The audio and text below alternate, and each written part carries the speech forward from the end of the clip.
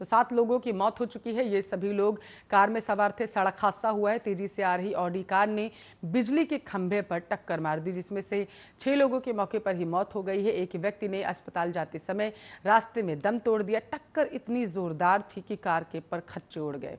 Car में सवार सभी लोग दोस्त थे जो बेंगलुरु में रहते थे। इनमें 3 महिलाएं और 4 पुरुष शामिल थे।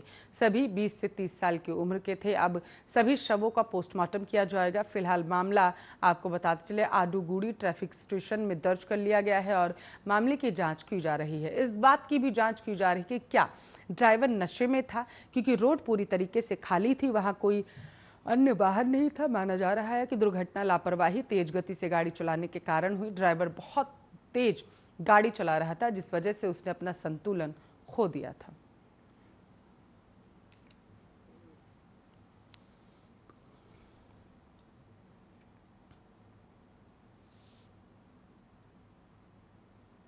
चलिए बिहार का रुख करते हैं। जिले में बारिश से एक तरफ जहां नदियां उफान पर है, तो वहीं शहर में भी इसके कारण जलजमाव की स्थिति उत्पन्न हो गई है। रुक रुक कर हो रही बारिश ने लोगों का जीवन नरकीय कर दिया। इतना ही नहीं बल्कि घरों में भी अब पानी घुसने लगा है। जलजमाव से ही बच्चे भी जाने को मजबूर हो चले हैं, तो वही मोहल्ले के लोग भी उन्हें कोस रहे हैं। आपको बताते चले शहर के शेखपुर मोहल्ले में तो करीब घरों में महीने भर से पानी लगा हुआ है। सोने और खाना बनाने वाले कमरे तक पानी घुस गया है।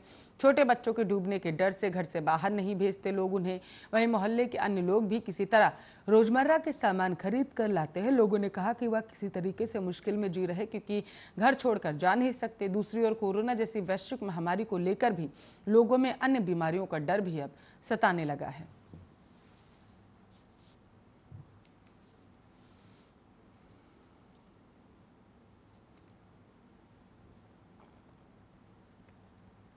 अफगानिस्तान छोड़ने के बाद अमेरिका का बड़ा बयान सामने आ चुका है। अमेरिका ने साफ और कड़े शब्दों में कह दिया है कि जो अफगान अपने देश से निकलना चाहते हैं उनके लिए कोई डेडलाइन नहीं होगी।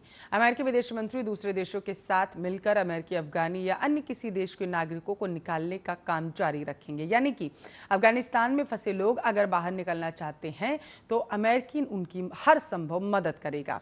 उनके लिए कोई डेडलाइन नहीं होगी। हालांकि अमेरिका ने अफगानिस्तान से अपने सैनिकों को पूरी तरीके से अब निकाल लिया। अब अफगानिस्तान पूरी तरीके से तालिबान का कब्जा हो चुका है। 30 अगस्त की देर रात करीब 1 बजे के आसपास आखिरी अमेरिकी विमान ने उड़ान भरी थी। अमेरिका ने अपने सैनिकों को पूरी तरह निकालने के लिए 31 अगस्त तक की समय सीमा तय की।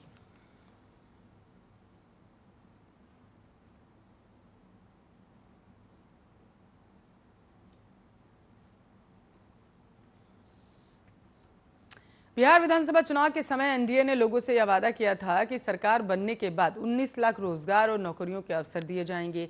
यह बयान तब आया था जब बिहार के नेता प्रतिपक्ष तेजस्वी यादव ने 10 लाख सरकारी नौकरी देने की बात कही थी। इसके बाद एक तरह से बिहार में विधानसभा चुनाव में यह खास मुद्दा बन गया था। अब ऐसे में एक रिपोर्ट के जरिए तेजस्वी यादव ने मंगलवार को एनडीए पर सवाल उठाया। तेजस्वी यादव ने मंगलवार को ट्वीट कर कहा, विगत 1 वर्ष में बिहार में 15 लाख नौकरियां और रोजगार समाप्त हुए। एनडीए सरकार का 19 लाख नौकरियां रोजगार देने का वादा था, लेकिन क्या हुआ?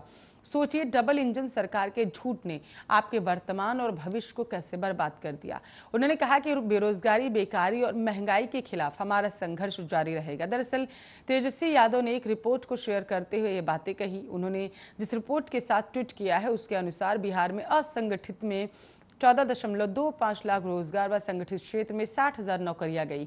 रिपोर्ट में ही बताया गया है कि अप्रैल मई 2020 में बेरोजगारी दर जो है वो 46% तक बढ़ चुकी है। और रिपोर्ट में इसी तरह की कई और बातें सामने आई हैं, जिसके बाद तेजस्वी यादव ने इसके माध्यम से एनडीए सरकार पर निशाना साधा।